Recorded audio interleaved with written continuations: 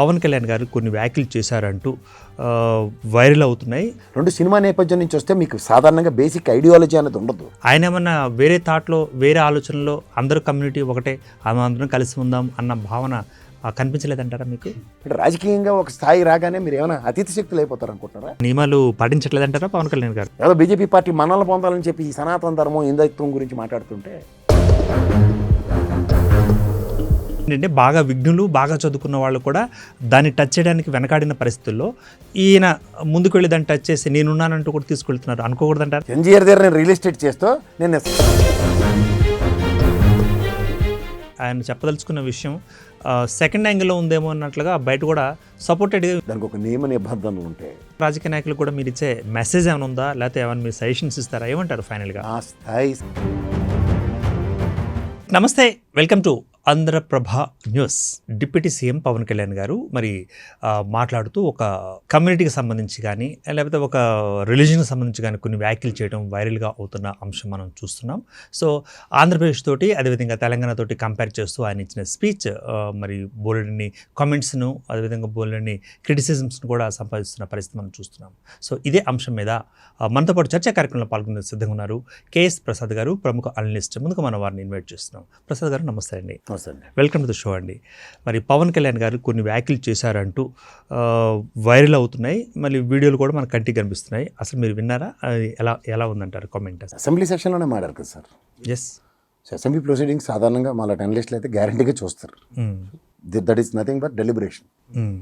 ఇప్పుడు మనం కొన్ని ప్రాంత మనోభావాలకు సంబంధించిన అంశాలు, దానికి ప్రాంతం కోసం పోరాటం కింద తెలంగాణని అభివర్ణించాలి. ఈ తెలంగాణ పోరాటంలో ప్రతి ఒక్కడి ఆకాంక్ష ఏంటంటే తెలంగాణ సాధన. సో అక్కడ ఏమవుతుందంటే కుల మతాలకు అతీతంగా, జాతి వైర్యాలకు అతీతంగా అందరూ ఏకతాటి మీదకి వచ్చి తెలంగాణ నిదానంతో ముందుకు వచ్చారు. ఈ ఉద్యమాన్ని, ఈ ప్రేరణని ఎవరు దేంతోనే కంపేర్ చేయడం బుర్ర తక్కువతనం అని నేను చెప్తాను. ఎందుకంటే ఇప్పుడు మీకు ఒకటి నేను చెప్పగలుగుతాను.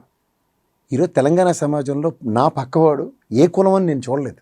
నేను యూనివర్సిటీలో ఉన్నప్పుడు, యూనివర్సిటీ క్యాంపస్లో ఉద్యమాలకి వాటికి నేను చూస్తున్నప్పుడు, ఇవాళ నాగం జనార్దన్ రెడ్డి గారికి వెహికల్ తిరగేసేసినప్పుడు అక్కడ తెలంగాణ ఉద్యమం పోరాటం చేస్తున్న వాళ్ళు నా కులపోడు నా పక్కన నిలబడ్డాడు, లేదా నా మతమోడు నా పక్కన ఉన్నాడని ఉద్యమం చేయలే. ఓకే, తెలంగాణకి వ్యతిరేకం ఎవరు అన్న దాని మీద తిరుగుబాటుని చేశారు. ఓకే, 60వ శతకం నుంచి చూసుకున్న ఉద్యమంలో కూడా సిపాయిల తిరుగుబాటుకి ఈక్వల్గా ఇక్కడ ఈ ఉద్యమం చూసుకోగలిగితే ఎలాంటి ఉద్యమం చేశారంటే ఎంతమంది ప్రాణ బలిదానాలు. అవును, ఆ మాత్రకు వస్తే తెలంగాణ సామర్థ్యం, వైజాగ్ స్టీల్ ప్లాంట్, ఆంధ్రుల హక్కు, విశాఖ ఉక్కు అన్న దానికి కూడా తెలంగాణ నుంచి కూడా ప్రాణ బలిదానాలు ఉన్నాయి 33 మందిలో. వీళ్ళు కులమతాలకు అతీతంగా పోరాట పటిమ కలిగిన సామర్థ్యం ఉన్న ప్రాంతం ఈ కర్మభూమి కింద నేను అభివర్ణిస్తాను. ఈ కర్మభూమిలో ఉన్న యోధులతో వాళ్ళ కులాలతో కంపేర్ చేయడం ఎంతవరకు సమంజసమో ఆయన విజ్ఞతకి, ఆయన విచక్షణకి వదలాలి. ఫస్ట్ చదువుకోవాలా. రెండు సినిమా నేపథ్యం నుంచి వస్తే మీకు సాధారణంగా బేసిక్ ఐడియాలజీ అనేది ఉండదు. అది అమ్మిబాలా ఎలా పడితే అలాగా మారిపోతూనే ఉంటుంది. ముఖ్యంగా మీరు ఆంధ్రప్రదేశ్ ప్రజల యొక్క పౌరుషాల గురించి, వాటి గురించి అంటే మహానుభావుడు అల్లూరి సీతారామరాజు గారు, మహానుభావుడు టంగుటూరు ప్రకాశం పంతులు గారు, మహాకవి శ్రీశ్రీ గారు, అలాగే శ్రీకాకుళంలో వంగపండు గారు, ఇలాంటి వాళ్ళ యొక్క సామర్థ్యాల గురించి, అలాగే రాష్ట్రం అంటే ప్రాణాన్ని కూడా ఒక వైశ్య సామాజిక వర్గం నుంచి వచ్చిన అమరజీవి పొట్టి శ్రీరాములు గారు కూడా ఆయన తెగింపుకి అసలు నా భూతో నా భవిష్యత్, వాళ్ళు నేను గర్వంగా ఆంధ్రప్రదేశ్ రాష్ట్ర సాధనకి ఆ మహనీయుడికి చేతులు దండం పెట్టిన కర్మభూమి అది. ఇవాళ నిజంగా కులాలు మతాలు అనుకుంటే ఎవరెవరు కులం ఏంటో, ఎవరెవరు మతం ఏంటో నేను చెప్పిన వాళ్ళు ఒకసారి ఎత్తుక్కోండి. అది వాళ్ళ original potential of respective place. ఇవాళ మన దౌర్భాగ్యానికి ఆ కేంద్ర పార్టీల యొక్క బుర్ర తక్కువ ససవతనానికి ఇవాళ రాష్ట్రాలు విడగొట్టరు తప్ప original pride of Andhra Pradesh, Uttarandhra కానీ, రాయలసీమ కానీ, తెలంగాణ కానీ, ఈ ప్రాంతాల యొక్క సామర్థ్యం అసలు వర్ణనాతీతం. అసలు దీని యొక్క సాంద్రతని నా స్థాయి కాదు అసలు నేను ఆంధ్రప్రదేశ్ ప్రైడ్ గురించి మాట్లాడడానికి. రాజకీయ ఆరంగేట్రం చేసి రాజకీయంగా ఎదిగిన నందమూరి తారక రామారావు గారు లాంటి ఒక దైవాంశ సంభూతుడు కూడా ఆంధ్రుడి యొక్క ఔన్నత్యాన్ని దేశవ్యాప్తంగా వినిపించడానికి ఆయన చేసిన కృషి ఇవాళకి కూడా గర్వంగా నేను ఒరే మద్రాసి అనే దగ్గర నుంచి ఆంధ్రుడా అని కాలరెత్తి చెప్పుకునే అంత సామర్థ్యం ఇచ్చిన రాజకీయ నాయకులను చూసి ఏం మాడుతున్నారు సార్ మీరు? ఇవాళ మా అదృష్టమో దురదృష్టం వల్ల మీరు ఉప ముఖ్యమంత్రి అయ్యి లోపలికి వెళ్ళారు. వెళ్ళినప్పుడు కొన్ని ప్రమాణాలు పాటించండి సార్. అట్లీస్ట్ నాకు తెలిసి ఫస్ట్ టైమర్స్కి క్యాబినెట్ హోదాలు రావడం అనేది రేరెస్ట్ ఫినామినా. అది మీరు చేసుకున్న అదృష్టం, మా అదృష్టం అనుకోండి, మీరు వచ్చారు, ధన్యవాదాలు. కానీ ఆల్రెడీ ప్రాంతాల వారీగా ఎడగొట్టిన దగ్గర ఉన్న రాష్ట్రంలో కూడా ఇంకా కులాల వారీగా దయించి విడగొట్టకండి. ఎందుకంటే మీరు ఒక డెలిబరేటివ్ స్టేట్మెంట్ ఒకటి బిఫోర్ ఎలక్షన్స్ మీరు ఇచ్చింది ఒక డెలిబరేషన్ ఏంటంటే, ఇదే కంపారిజన్స్ చేస్తూ తెలంగాణ వాళ్ళకి ప్రాంత భావం ఉంటుంది, మీకు అట్లీస్ట్ కులభావం లేదని ఒక డెలిబరేషన్లో మీ యొక్క ఔన్నత్యాన్ని, మీ రాజకీయ ఆకాంక్షను నెరవేర్చుకోవడానికి మీ సామాజిక వర్గాన్ని ఏ విధంగా వాడుకుని, గతంలో గాజువాకుల చంద్రపూడి గారు నానా తెప్పలు పడి లక్ష సభ్యత్వ నమోదులు చేసి దగ్గర నాకు నల్లేరు మీద నడకనుకుని అక్కడ నిలబడిన మీ దంతం, భీమవరం ఓటమి, ఈ రెండు గమనించిన తర్వాత ఇప్పుడున్న లేటెస్ట్ డెవలప్మెంట్లో ఇఫ్ యూ రియల్లీ రీకలెక్ట్, మళ్ళీ అదే సామాజిక వర్గ 70,000 ఓట్ల భీమవరంలో నిలబడగలిగారు. This is your originality. నేను ఇవాళ మిమ్మల్ని క్రిటిసైజ్ చేయడానికి ఒకే ఒక్క రీజన్ ఏంటంటే, ద రీజన్ బిహైండ్ ప్రాంతంలో ఎవ్వరి కులమైనా వాడికి కన్న తల్లితో సమానం. ఇవాళ నేను నిజంగా చెప్తున్నా, నాకు ఉన్న మిత్రులు అందరూ కుల మతాలకు అతీతంగా నేను ఎవరినైనా వాళ్ళ ఇంట్లో వాళ్ళందరినీ అమ్మానే పిలుస్తా. ఎందుకు అంటే నాకు ఆ కులం పట్ల వాళ్ళ మీద ఉన్న గౌరవం ప్లస్ వ్యక్తిగత సంస్కారం కూడా. ఎందుకంటే వ్యక్తిగతంగా వాళ్ళు నాకు ఇచ్చే రెసిప్రొకేషన్. ఎస్, ఇది ఎవరైనా సరే సార్ రెసిప్రోకల్. సో ఇట్లా మన ఆంధ్రప్రదేశ్ ముఖ్యంగా ఉభయ గోదావరి జిల్లాల్లో వాళ్ళకున్న మర్యాద, వాళ్ళకున్నంత సంస్కారం, ఎదుటి మనిషిని గౌరవించడం, ఆతిథ్యంలో వాళ్ళని మించిన వాళ్ళే లేరు. ఓకే. అలాగే ఉత్తరాంధ్రలో వాళ్ళ యొక్క పోరాటం వెనకబడినతనాన్ని నిర్మూలించుకోవడానికి పక్కన ఏ రోజు ఆడిపోసుకోలే. అలాగే రాయలసీమ రత్నాలసీమ ఎప్పుడో రత్నాలు అమ్మేవారు కృష్ణదేవరాయలు గారి టైంలో అన్నా సరే, వాళ్ళ బాధని ఇవాళ రాగిముద్ద తిని కూడా కడుపులోనే దాచుకున్నారు తప్ప ఆ ప్రాంతం డెవలప్ అయింది మేము అవ్వలేదన్న బాధని వ్యక్తిగత కోణంలో ఎవడు ఈ రోజు దాకా దాన్ని అభివర్ణించలేదు. కానీ ఇవాళ మీరు రాజకీయంలో ఇవాళ కష్టమో నిష్ఠూరమో మీరైతే అధికారంలోకి వచ్చి కూడా మీరు ఇవాళ కూడా ఇంకా ప్రాంతాలని రెచ్చగొట్టే ధోరణిలో మీరు మాట్లాడడం మాత్రం దయించి ఇంక మీద ఆపండి సార్. అయిందేదో అయింది. అంటే ఒక అనలిస్ట్గా మీరు చెప్పడం జరిగింది. ఇప్పుడు దాన్ని ఇంకో కోణాల్లో మనం ఎందుకు చూడకూడదు అంటే, అందరూ ఒకటే భావన అక్కడ ఉంది ఇక్కడ లేదు అని అనడం కంటే, అంటే పవన్ కళ్యాణ్ గారు అన్నారనడం కంటే, ఆయన ఏమన్నా వేరే థాట్లో వేరే ఆలోచనలో అందరూ కమ్యూనిటీ ఒకటే, అందరం కలిసి ఉందాం అన్న భావన కనిపించలేదంటారా మీకు? మామూలు అనుకోవచ్చు అంటారా? కొంచెం సెన్సిబిలిటీ కావాలి సార్ అలా మీలా ఊహించడానికి. కానీ అందులో సెన్సే లేదు కాబట్టి అట్లా నాన్ సెన్స్ మాట్లాడిన తర్వాత దాంట్లో సెన్సిబిలిటీని ఏం మాట్లాడాలి? నాకు ఫ్లోర్ ఆఫ్ ద హౌస్ అండి అది. పోనీ ఎక్కడో రాజకీయ సభ కాదు కదా. ఎలక్షన్స్ ముందు అయితే మీకోసం మీ స్వార్థ ప్రయోజనాలు అంటే మీ ఎలక్షన్ గెలవడం కోసం మీరు మాట్లాడింది, లెట్స్ లివ్ ఇట్. ఆ రోజే ఆక్షేపించాను నేను. ఖచ్చితంగా నేను I will not accept it sir. ఎందుకంటే ఇవాళ మనం ఈరోజు 78 సంవత్సరాల స్వతంత్రామంలో ఈ రోజు కూడా మనం ఇంకా నా కులం ఏంటి, నా మతం ఏంటి, ఏం మాడుతున్నాం? మీకు తెలుసా, ఎంతమందికి తెలుసో తెలీదు, నా పేరు కేఎస్ ప్రసాద్ అని రాస్తాను. అందులో నా ఉన్న K Kadambari, it's a noun. Okay. సరే ఈ రోజు దాకా నేను ఎవరికి చెప్పలే. ఓకే. ఏం మాడుతున్నారు తెలుసుకోండి. సో నేను అంటుంది ఒకటే చెప్తున్నా, దిస్ ఇస్ ఇప్పుడు ఒక్కొక్కరికి ఒక్కొక్క మనోభావాలు ఉంటాయి sir. It is my duty to respect others. నా కాన్స్టిట్యూషనే క్లియర్గా చెప్తుందండి, కుల మతాలకు అతీతంగా లౌకికవాదంలో అందరినీ సమాన హక్కుతో గౌరవించమని చెప్పింది. నాకు ఏ రోజు నా రాజ్యాంగం నాకు బౌద్ధుల్ని గౌరవించొద్దు, సిక్కుల్ని గౌరవించొద్దు, క్రైస్తవుల్ని గౌరవించొద్దు, ముస్లింలు గౌరవించొద్దు అని నాకేం చెప్పలే. సమానంగా నీకు సమానంగా వాళ్ళని గౌరవించని చెప్పింది. నా అదృష్టానికో నా దురదృష్టంకో నాకు హిందూ మతంలో ఉన్నందుకు, లేక ముఖ్యంగా ఆంధ్రప్రదేశ్లో ఉన్నందుకు, నాకు కులాల ప్రాతిపదిక మీద హిందూ సామాజిక వర్గంలో ఉన్నందుకు, హిందువులు పలానా కులం వల్ల మా ముస్లిం సోదరులు లేదా క్రైస్తవ సోదరులు గౌరవించొద్దని రాజ్యాంగం వాడికి చెప్పినప్పుడు ఎవరండి వీళ్ళు మాట్లాడడానికి అసలు? అంటే రాజకీయంగా ఒక స్థాయి రాగానే మీరు ఏమైనా అతిథి శక్తులు అయిపోతారు అనుకుంటారా? ముందు మీరు ప్రమాణం చేసిందే రాజ్యాంగానికి బద్దులే అన్నప్పుడు కాన్స్టిట్యూషన్ మీద ప్రమాణం చేసి మీరు చేసిన ఇవాళ మీ పదవికి, మీరు స్థాయి గెలిచిన ఎమ్మెల్యేకి వన్నీ తెస్తున్నారా, దానికి అపఖ్యాతి తెస్తున్నారా? ఒకసారి ఆలోచించుకోండి. ఎందుకంటే నేను అంటుంది ఇవాళ మీరు నిజమే ఎలక్షన్స్కి మా సామాజిక వర్గం నుంచి నిలబడ్డారు, వాళ్ళకి ఆ కన్ఫైన్ అవ్వాలి అన్నది ప్రజారాజ్యం నుంచి పిలుపులు చూస్తూనే ఉన్నాం. ఎందుకంటే ఆ రోజు ప్రజారాజ్యం పార్టీలో అతిరథ మహారాజులందరూ కూడా సామాజిక వర్గ నేపథ్యంలోనే వెళ్ళి జాయిన్ అయ్యారు. ఇప్పుడు రెండోది ఏంటంటే, ఎప్పుడైతే ఈ కుల మతాలకి సంబంధించినంత వరకు మీకు ప్రజారాజ్యంలోనే ఆ రోజు కన్సాలిడేట్ అయ్యి చూపించి కూడా, అవునండి, ఓటు బ్యాంకుని 18%కి మళ్ళీ తిరిగి తీసుకుని వచ్చి మీరు 18 సీట్లకి కన్ఫైన్ అయ్యారు.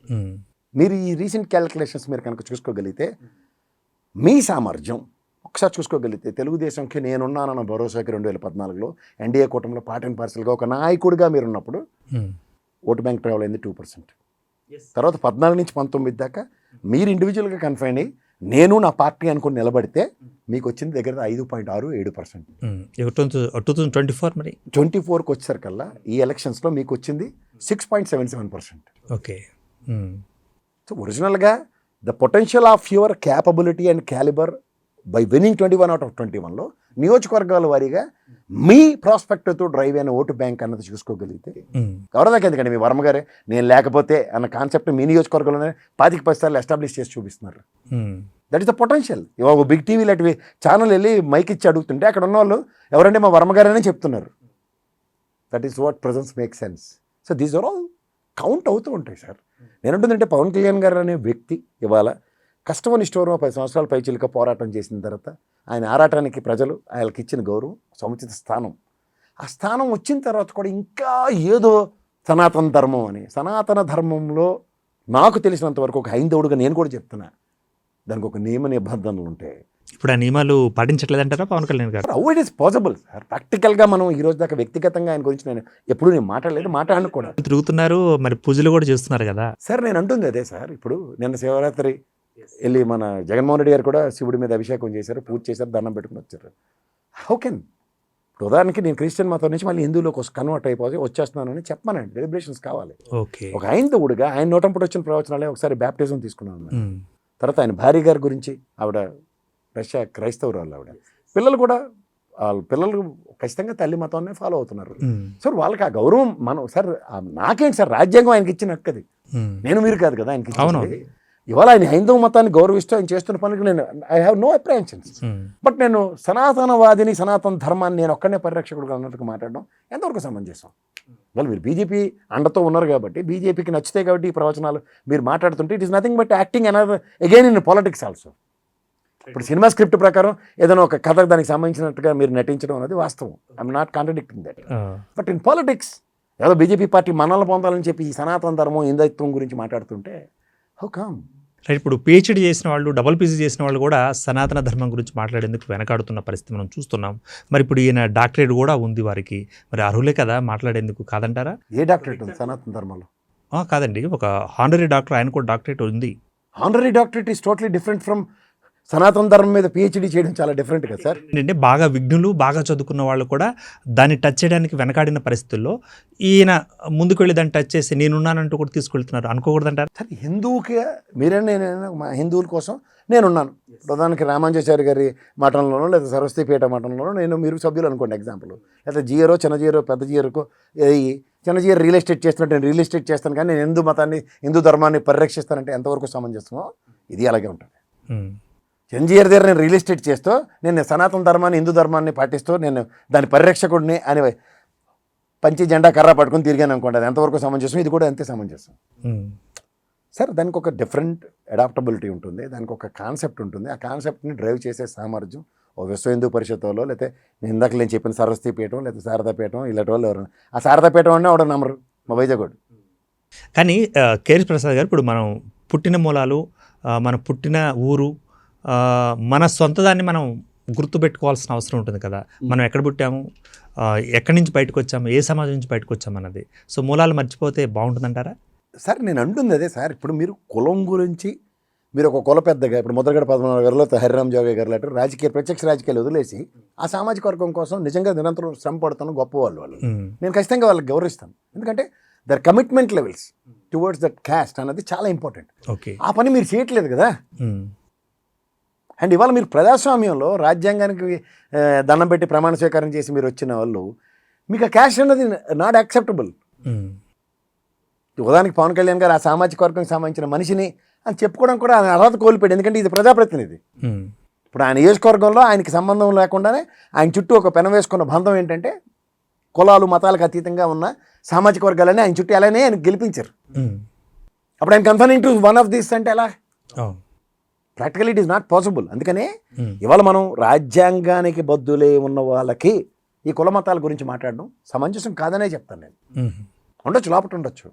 ఇప్పుడు గుడికి వెళ్ళి దండం పెట్టుకుని రమ్మనండి, ఎవరు కాదను. లేకపోతే ఆయన అయ్యప్ప మాల వేసుకోమనండి, లేకపోతే ఆయన తీసుకుంటున్న దీక్షలు తీసుకుని కంటిన్యూ అవ్వమనండి. But as a representative I'm confining to this అన్నది చెప్పడం చాలా తప్పు. ఎందుకంటే ఆయనకు నియోజకవర్గంలో లేదా రాష్ట్ర వ్యాప్తంగాను క్రైస్తవ సోదరులు ఉంటారు, ముస్లిం సోదరులు ఉంటారు, బౌద్ధులు ఉంటారు, సిక్కులు ఉంటారు, ఎంతమంది ఉంటారు. అవును. వాళ్ళందరికీ ఆయన ప్రతినిధే కదా. ఇవాళ deputy chief minister is nothing but for entire state. Um. ఆయన సంబంధించిన పంచాయతీ రాజ్ శాఖకి is an entire state person for us.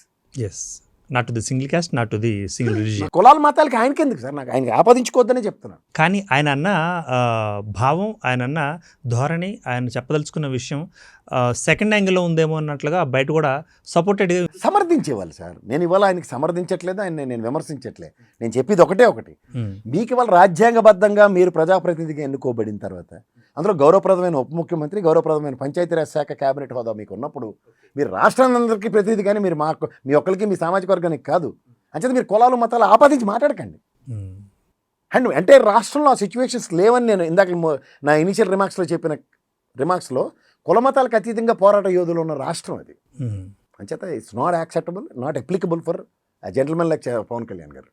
That he needs to. Right అండి. మరి ఇక రానున్న కాలంలో ఇటువంటి కమెంట్స్ ఒకవేళ చేస్తే మిగతా రాజకీయ నాయకులు కూడా మీరు ఇచ్చే మెసేజ్ ఏమైనా ఉందా, లేకపోతే ఏమైనా మీరు సజెషన్స్ ఇస్తారా? ఏమంటారు ఫైనల్గా? ఆ స్థాయి సజెషన్లు ఇచ్చి మెసేజ్లు ఇచ్చి అంత స్థాయి కాదు. యాజ్ అన్ అనలిస్ట్గా చెప్పేది ఒకటే, మీరు రాజ్యాంగానికి బద్దులై ప్రమాణ స్వీకారం చేసిన తర్వాత మీ స్థాయిల్లో దయించి కులాల మతాల గురించి మాత్రం మాట్లాడద్దు.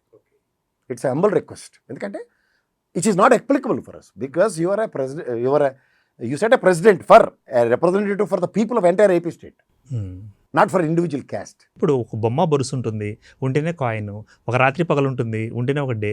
అట్లాగే చేసిన కమెంట్స్ కూడా డబుల్ సైడ్ ఇంకో కోణం ఉండొచ్చు కదా, ఉండదంటారా? మీరు ఏమంటారు దీనికి ఫైనల్? నేను మాట్లాడిన దానికి అర్థం పరమార్థం అవతలకి అర్థమయ్యే భాషలో చెప్పాలి కదా. Okay, it is not in his in public domain sir. Yes yes yes. అందులో ఆయన ఒక స్థాయి కలిగిన వ్యక్తి ఇవ్వాలి. ఓకే, గతంలో కాదు కదా. గతంలో మాట్లాడితే ఓకే, అది ఏదో ఒక కంటెస్ట్లో మాడారు ఏదో చెప్పొచ్చు. But today's contest is totally differing. We are differing with him. ఆయన స్థాయికి అది అలా మాట్లాడకూడదు. ఆయన స్థాయి వాళ్ళు చాలా పెద్దది, అది నేను చెప్తున్నా. రైట్ అండి. Thank you very much for being with me. Thank you very much. మొత్తంగా చూసినట్టయితే కేఎస్ ప్రసాద్ గారు అనలిస్ట్ తన యొక్క అభిప్రాయాన్ని వ్యక్తీకరించారు. సో 2 కోణాలు ఉంటాయి, ఒకే కోణం మనం చూస్తున్నామా అన్న ప్రశ్నకు తన యొక్క అభిప్రాయాన్ని కూడా వ్యక్తీకరించడం జరిగింది. మొత్తానికి ఏదైనా సరే మీరు చెప్పదలుచుకున్న విషయాన్ని భావ వ్యక్తీకరణలో కానీ, భావ ఆవేశంలో కానీ, లేకపోతే మీరు చెప్పదలుచుకున్న విషయాన్ని సూటిగా చెప్తే బాగుండేది. ఒకవేళ దొందర్థాలు లేకపోతే పెడర్థాలు వచ్చేలాగా కామెంట్ చేస్తే అవకాశాలు ఇలాగే ఉంటాయి, దాని మీద కామెంట్స్ కూడా ఇలాగే ఉంటాయి అన్న ఒక అభిప్రాయాన్ని కూడా చూచాయిగా ఆయన వదిలారు. So keep watching Andhra Prabha news.